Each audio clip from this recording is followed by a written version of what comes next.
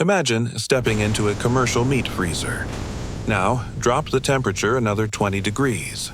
Turn off every single light, and lock the door from the outside for 16 hours.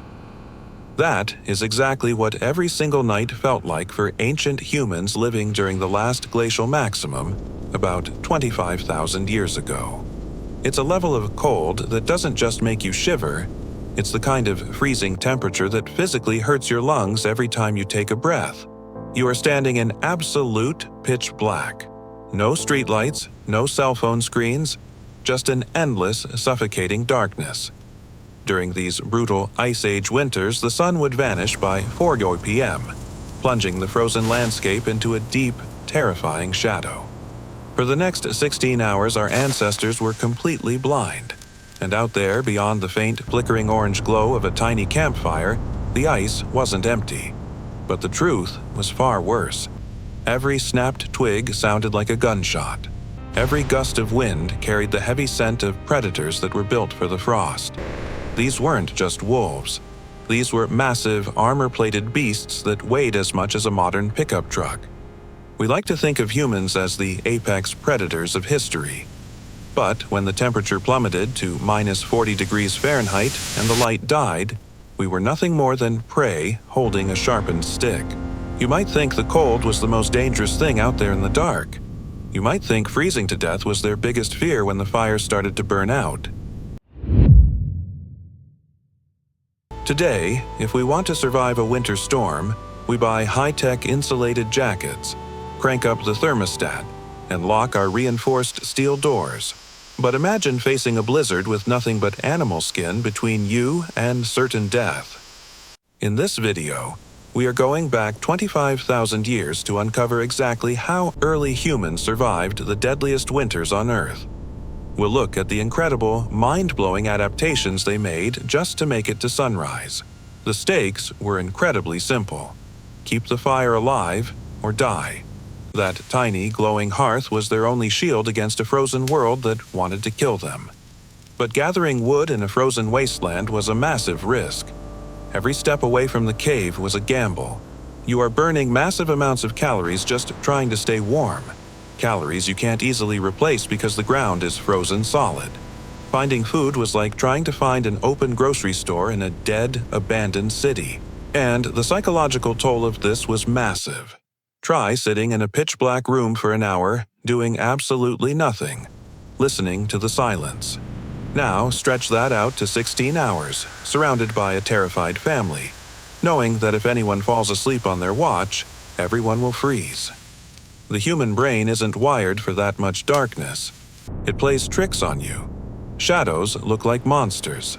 The wind sounds like breathing. Our ancestors had to outsmart the environment, outlast the darkness, and outmaneuver predators that could see perfectly in the pitch black.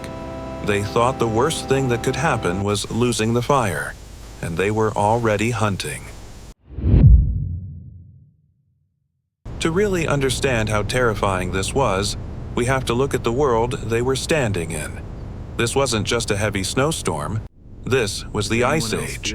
Giant ice sheets, some of them a mile thick, covered huge parts of the planet. Imagine standing in the middle of a massive football stadium, but instead of grass and bleachers, it's just solid, jagged ice and frozen mud stretching out for thousands of miles. During the brief 8 hours of daylight, ancient humans had to work at a frantic pace.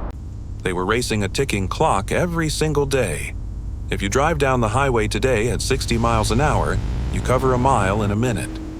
Our ancestors had to walk miles through chest-deep snow just to find a handful of frozen roots or track a wounded animal. And they had to carry everything back. If they managed to hunt something, they couldn't just drag it easily. They had to haul hundreds of pounds of meat and bone through the freezing wind. It was a brutal, exhausting existence that demanded absolute perfection. One twisted ankle, one lost spear, or one wet piece of clothing was a death sentence. There were no search and rescue teams. They had mapped out the landscape in their heads, knowing exactly where the caves and rock shelters were. They had to get back to the safety of the stone walls, because the sun was about to set. The second the sun dropped behind the ice, the temperature crashed. We aren't talking about a slow chill. Research suggests it could plummet 20 degrees in a matter of minutes. The air grew so cold it felt solid. But the freezing temperatures were only the first part of the nightmare. Out in the dark, the real owners of the Ice Age night were waking up. Modern humans are incredibly lucky. Today, when we go camping, the worst thing we might face is a black bear. But 25,000 years ago, ancient humans were sharing their zip code with absolute monsters. Imagine a wolf, but scale it up until it weighs as much as a heavy-duty motorcycle. These were dire wolves, and they hunted in massive packs that moved like silent shadows across the snow. Or the short-faced bear, a terrifying machine of muscle and claws that stood 12 feet tall on its hind legs. If you were looking out of a second-story window, this bear could look you right in the eye. These predators didn't just survive the cold. They were built for it. Their eyes were designed to pull in the tiniest fractions of starlight, turning absolute pitch black into a clear, bright picture. They could see the shivering humans perfectly. To these massive beasts, humans weren't hunters. We were slow, weak, and wrapped in a thin layer of meat. The only thing keeping our ancestors off the menu was a burning pile of sticks. The survivors knew that if the fire died for even 60 seconds, the shadows would rush in and rip them apart. A desperate hunter reached blindly in the dark for another piece of wood to keep the flames high, but his hand hit empty bare rock. The wood was gone. If the fire died, they died. It was that simple. But ancient humans didn't just survive the Ice Age by getting lucky. They survived because they were the ultimate problem solvers. When you don't have wood, you have to get creative. And fast. A desperate hunter reached deep into a pile of animal bones saved from a previous kill. Fresh bones are packed with fat and grease. If you get a bone hot enough, it burns just like a tiki torch at a summer barbecue. It smells terrible, thick and choking, but it produces a massive amount of heat. The hunter violently smashed a heavy mammoth femur with a large stone, exposing the rich, greasy marrow, and shoved the shattered pieces straight into the dying embers. The flames roared back to life, shooting thick orange sparks into the ceiling of the cave. The heavy scent of burning bone filled the air. It was enough to push the freezing shadows back out into the snow for a few more hours. But they didn't just sit and wait, either. Humans had another massive trick up their sleeves: tailored layers. Think about a modern, high-tech winter sleeping bag. It traps your body heat inside a pocket of air. Our ancestors did the exact same thing, but they used what they had. We are not talking about loose, ragged caveman outfits from old cartoon shows. Research suggests they used tiny bone needles to stitch together windproof layers of leather and thick fur, perfectly fitted to their bodies. They turned themselves into walking thermoses. They had beaten the brutal cold, and the bone-fueled fire was holding the dark back. Then, the floor of the cave started to vibrate. The vibrations weren't coming from the wind. It felt like a massive freight train was rolling right past their front door. The survivors froze. The bonfire was crackling loudly, but even that sound was drowned out by a deep, rumbling thunder shaking the stone under their feet. Out in the dark, an entire herd of Columbian mammoths was moving in a complete panic. During the Ice Age, animals didn't just get a little bigger. They reached sizes that are almost impossible to imagine today. These weren't the slow, peaceful giants you see in museum paintings. A single male mammoth weighed over 20,000 pounds, roughly the size of a heavy-duty yellow school bus. And right now, dozens of them were sprinting blindly through the pitch-black night, heading straight toward the rock shelter. A terrified hunter grabbed his companion and pulled her flat against the deepest wall of the cave. Dirt poured from the ceiling. A single, panicked mammoth could easily crash through the entrance and crush them flat without even noticing. It was exactly like standing on the shoulder of a dark highway while blindfolded, feeling 18-wheelers blast past you at 60 miles an hour. They pressed themselves against the freezing rock, praying the herd would pass. The noise was absolutely deafening. The heavy smell of wet fur and crushed pine filled the air. But suddenly, the stampede stopped. The thundering rumble turned into a terrifying, dead silence. Mammoths don't just stop running in the middle of a panic unless something completely blocks their path. And whatever stopped 20 school bus-sized animals in their tracks was now standing right outside their door. The mammoths didn't stop for a predator. They stopped because the earth beneath them was tearing itself apart. A massive icequake, triggered by the shifting weight of a mile-thick glacier, violently ripped a canyon straight through the frozen plains. The lead mammoths plummeted into a pitch-black, bottomless crevasse. The rest of the colossal herd screamed in terror, thrashing wildly just inches from the rock shelter before fleeing back into the freezing storm. The survivors made it through, but the heavy scent of fresh blood from the crevasse acted like a dinner bell for every starving beast within 10 miles. Soon, multiple pairs of glowing eyes crept back to the edge of the firelight. But ancient humans didn't just cower behind their flames. When cornered, they fought back. We picture early humans swinging clumsy wooden clubs. That is completely wrong. The hunters were armed with some of the most devastating, aerodynamically perfect weapons in history. A survivor held an atlatl, a carved piece of wood acting like a mechanical extension of the arm. It allowed a human to launch a flexible, flint-tipped dart with the kinetic energy of a modern handgun. If a massive predator stepped into the light, the human wasn't going to just poke it. They were going to hit it with a high-velocity projectile capable of punching straight through thick muscle and bone. Humans had transformed from freezing prey into the deadliest long-range snipers of the Ice Age. But a spear is only useful if you can see your target, and the bone fire was starting to choke. Burning pure bone marrow is incredibly hot, but there is a massive catch. It creates a thick, oily, suffocating smoke. The very thing saving the survivors from freezing was now trying to kill them from the inside out. Imagine running a gas-powered generator inside a completely closed garage. Within minutes, the oxygen in the cave was being rapidly replaced by toxic air. The black smoke pooled at the low ceiling and began crawling down the rock walls, violently forcing them onto their hands and knees. The hunters' lungs were burning. They were coughing so hard their chests ached, their eyes watering so badly they couldn't clearly see the massive, hulking silhouette creeping toward the cave entrance. They had a terrifying choice to make.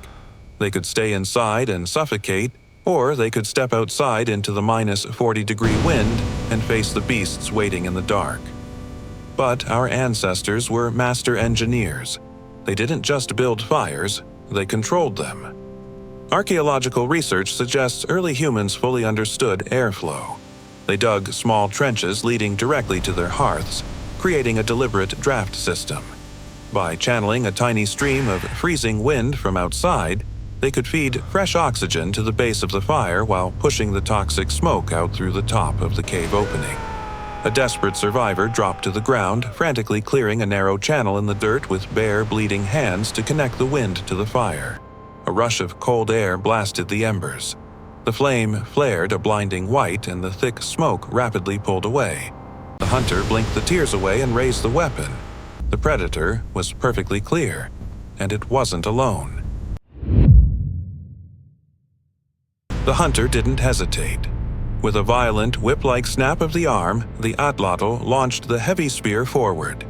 Think about a modern Major League Baseball pitcher throwing a fastball at 100 miles an hour.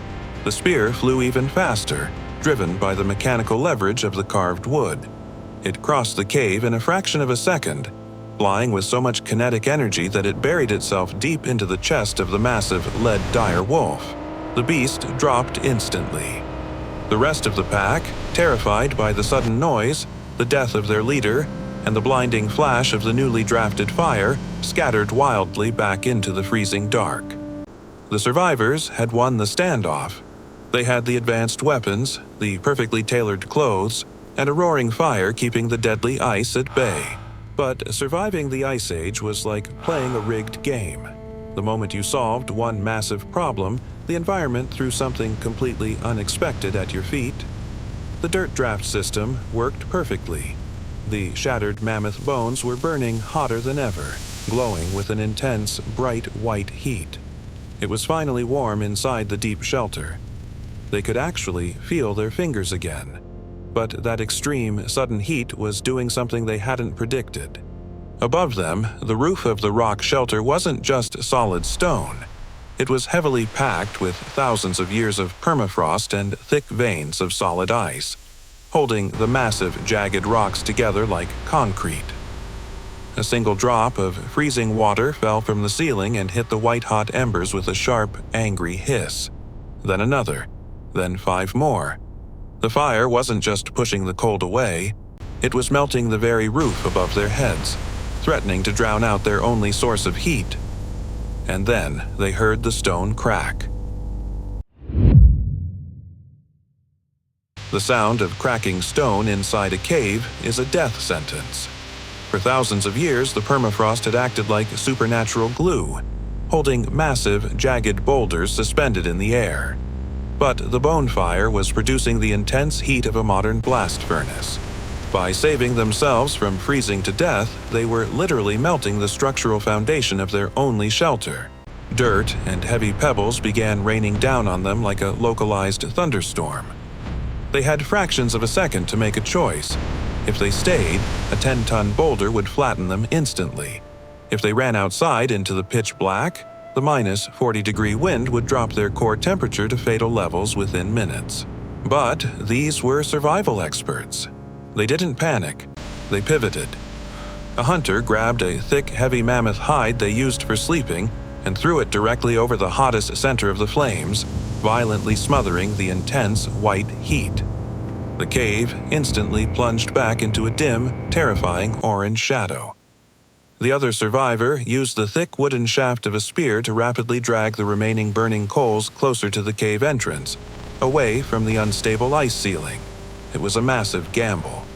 Moving the heat source meant the freezing cold instantly rushed back into the rock shelter, creeping up their legs like icy water. They had traded being crushed for a slow, freezing countdown. They huddled shoulder to shoulder by the cave entrance, clutching their tailored furs, shivering uncontrollably. The air grew so intensely cold that their own breath was freezing solidly onto their eyelashes. They had survived the predators, and they had survived the collapsing roof. But the 16-hour night was only half over, and the temperature was about to drop again. It is well past midnight. This is the deepest, darkest part of the Ice Age night. Today, if the power goes out in the middle of winter, you just pile on some extra blankets and sleep it off until morning. But for these survivors, closing their eyes was the absolute worst thing they could do. When you fall asleep, your core body temperature naturally drops. In a minus 40-degree environment, that small drop is all it takes for hypothermia to lock in. Falling asleep didn't mean waking up cold. It meant never waking up again. They had to fight the overwhelming, crushing weight of exhaustion. Imagine staying awake for 3 days straight, and then being forced to sit perfectly still in a pitch-black commercial meat freezer. Your brain starts screaming at you to just close your eyes for 5 seconds.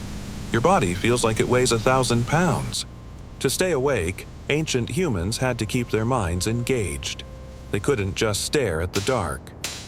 Archaeological evidence shows that early humans spent these long, terrifying nights crafting.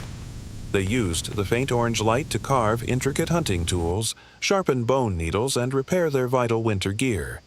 Keeping their hands violently moving kept their blood pumping. It kept them alive. A weary hunter pulled a dull piece of flint and a small, heavy carving stone from a thick fur pouch. The hunter began methodically chipping away at the edge, the sharp, rhythmic sound echoing softly over the howling wind. The repetitive motion was a lifeline. But as the hunter stared at the stone, exhausted eyes started playing terrifying tricks. The tall, jagged shadows on the back wall of the cave were moving, and they weren't being cast by the fire. When you sit in absolute darkness for hours, running on zero sleep and burning thousands of calories just to shiver, your brain starts to break. The hunter stared intently at the back of the cave. The shadow wasn't just flickering, it was standing up. This is a well-documented survival phenomenon called the third man factor.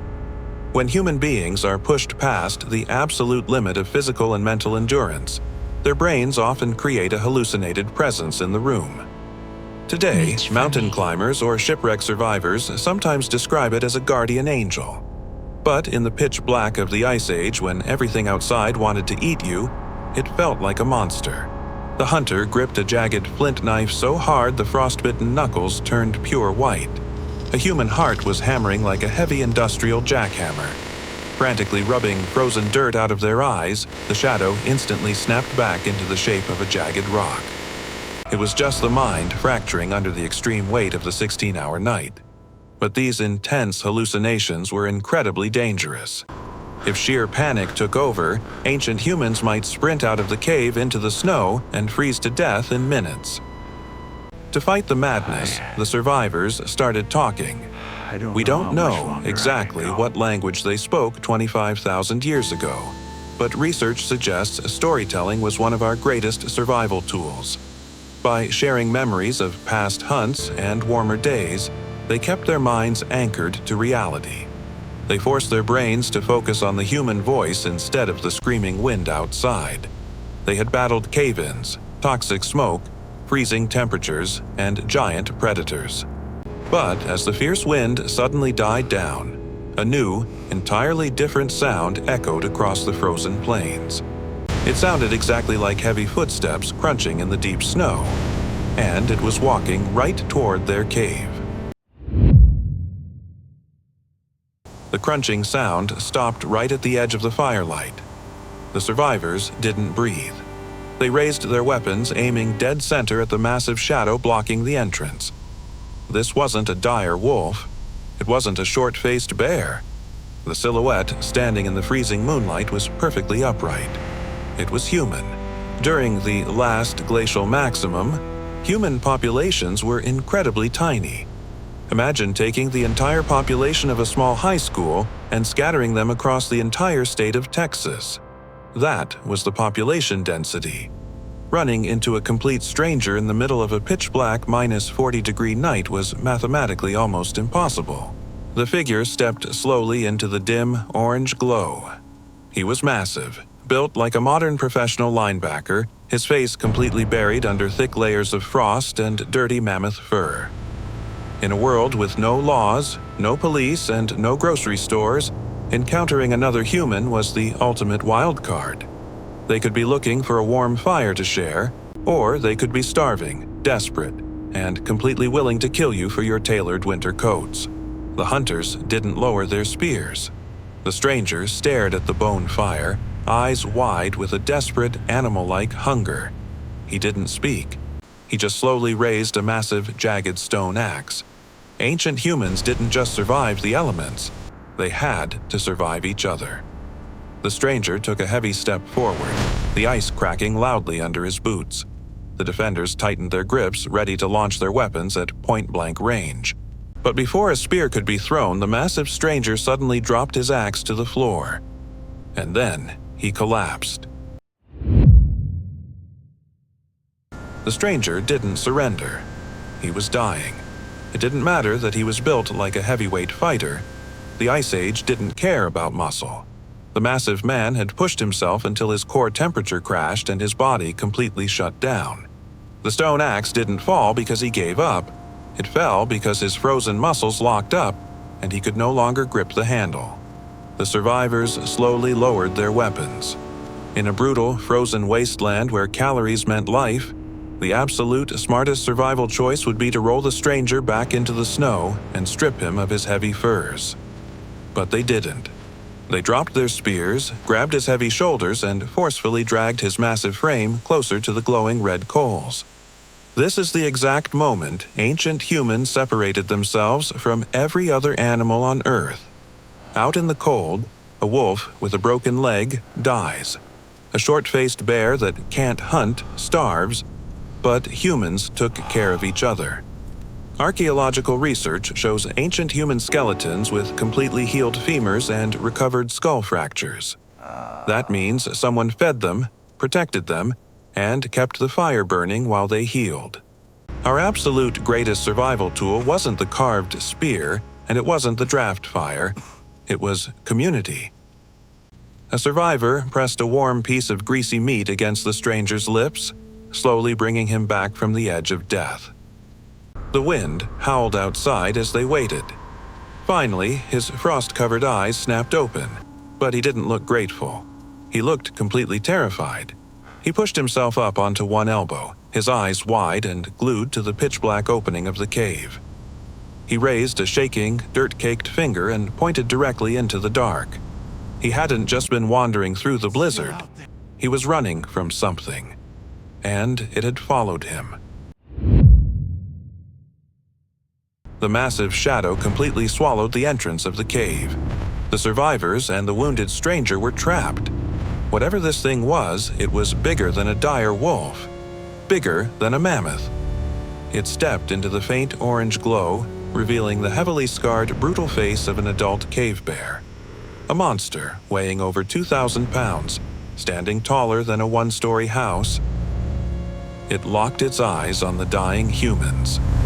A hunter raised a spear, knowing the weapon wouldn't be enough. The bonfire was almost completely out. They had fought for 16 hours, but they had absolutely nothing left to give. The cave bear pulled back its massive jaws, preparing to charge. But then, something incredible happened. The deep, cold blue ice outside the cave suddenly started to change color. A faint, golden yellow light crept slowly over the jagged horizon. It was 8 in the morning. The 16-hour night was finally over. The sun was rising. The massive bear froze. Predators of the Ice Age owned the night, but the sun meant blinding light and rising heat. The beast let out a low, rumbling growl, turned its heavy back to the cave, and vanished into the thick morning fog. The hunters dropped their spears to the dirt. They had made it. They survived the deadliest night on Earth. Today, when you walk into a dark room and feel that sudden spike of panic, that isn't just your imagination. That is 25,000 years of human survival hardwired directly into your brain.